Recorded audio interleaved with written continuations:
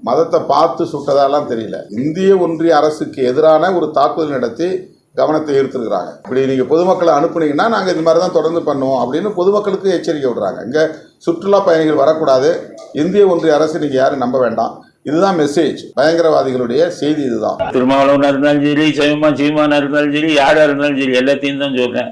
ஒழுங்கா நீ நாட்டுப்பற்றோட பேசுங்க. இந்த இதுல இல்லைன்னா ஓடிடு, நீ பாகிஸ்தானுக்கு ஓடு, அங்கே போய் அரசியல் நடத்து, உதப்பா. இங்க இவ்வளவு நாடு, இவ்வளவு சுதந்திரம், இவ்வளவு இதை வச்சுக்கிட்டு பிரிவினைவாதத்தை பேசுறதுக்கு இது நேரமானு கேட்கிறேன்.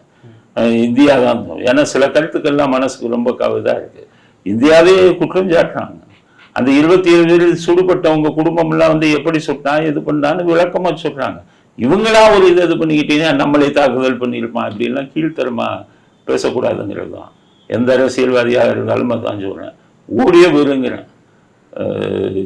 மத்திய அரசாங்கத்திட்ட சொல்லி உனக்கு வீசாலாம் கொடுக்க மாட்டான் பாகிஸ்தான்ல, பார்டர் வெளியில துரத்தி விடுறோம், ஓடிப்போம், அங்க போய் ஒரு கட்சியை ஆரம்பிச்சு கட்சியை நடத்து அப்படிங்கிறது தான் இந்த எதிர்ப்பாக பேசுகிற அத்தனை அரசியல்வாதிகளுக்கும் நான் சொல்ல வேண்டிய கருத்து தான். ஏன்னா இந்த கம்யூனிஸ்ட்காரெல்லாம் பார்த்தீங்கன்னா அவனுக்கு தேசப்பற்று இருக்காது.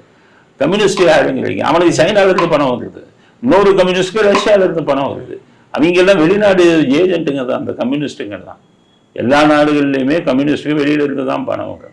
ஸோ அவனே வாய் திறக்காமல் இருக்கான் நாட்டுக்கு எதிராக. இவங்களுக்கு ஏன் வாய் திறந்துக்கிட்டு நாட்டுக்கு எதிராக பேசிக்கிட்டு இருக்கீங்க அப்படிங்கிறது தான் என்னுடைய. அதனால தேசப்பற்றுங்கிறது இந்த டைம்ல தான் வரணும். தேசப்பற்று இந்த டைம்ல கூட இல்லைன்னா நீ மனுஷனுக்கே லாய்க்கு இல்லை, இந்தியாவில் இருக்கிறதுக்கு உனக்கு தகுதி கிடையாது அப்படிங்கிறது. அந்த பர்மா பார்டர் வெளியே நாங்க ஏற்பாடு பண்றோம், முறைன்னு ஒண்ணு இருக்கு. அந்த அரசியல் கட்சியத்துல அந்த முறை வெளியே பர்மா கூடி போகும்.